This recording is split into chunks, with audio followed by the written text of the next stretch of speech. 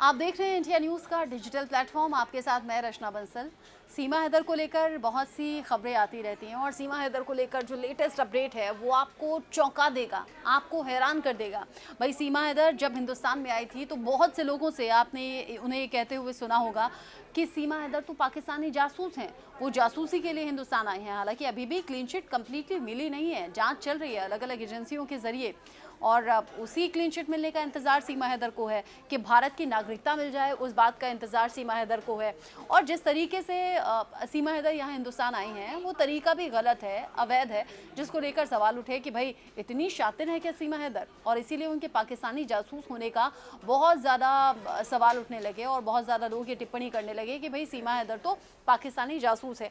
लेकिन अब जो जानकारी सामने आई है उससे जानकर आप हैरान रह जाएंगे।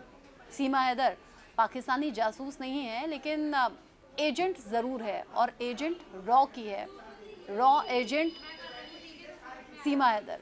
आप ये सुनकर हैरान रह गए ना कि भला सीमा हैदर रॉ एजेंट कैसे हो सकती है।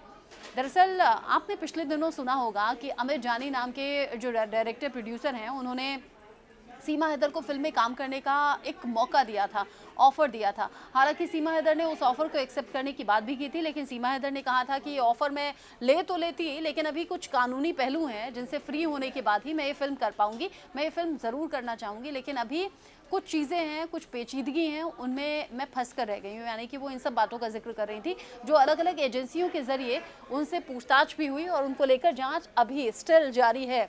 इसीलिए वो इस फिल्म में काम नहीं कर पाई और उस वक्त के लिए ये ऑफ़र उनके हाथ से निकल गया।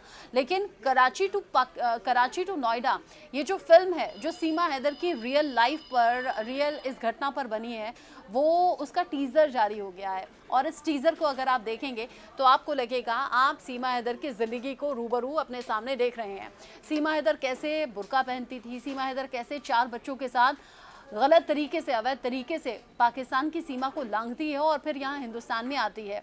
ये पूरी अच्छे तरीके से पिक्चराइजेशन किया गया है। लेकिन सबसे बड़ी बात ये, आप जान रहे हैं कि वहाँ पर जब वो पाकिस्तान में रह रही थी तो वो रॉ एजेंट के तौर पर काम करते हुए रह रही थी। वो वहाँ से यहाँ वापस आती है और हिंदुस्तान में आने के बाद एक वक्त के बाद खुलासा होता है कि वो रॉ एजेंट है और रॉ एजेंट के तौर पर काम कर रही है।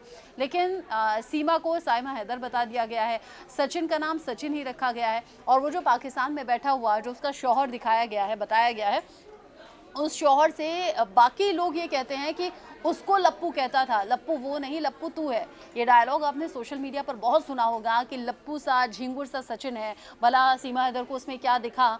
तो वहाँ पाकिस्तान में गुलाम हैदर, यानी कि जो सीमा हैदर का पति रियल लाइफ में है, उस शख्स का किरदार निभाने वाले शख्स से बाकी लोग कहते हैं कि लप्पू वो नहीं जो हिंदुस्तान में बैठा है, लप्पू तो तू है। जिसे तो मुमताज़ समझ रहा था वो तो हिंदुस्तानी एजेंट निकली और यहाँ की जो खुफिया जानकारियाँ हैं उन्हें लेकर वो हिंदुस्तान पहुँच गई है। तो क्या रियल लाइफ में भी ऐसा कुछ हो सकता है? कुछ ऐसा ट्विस्ट आ सकता है क्या?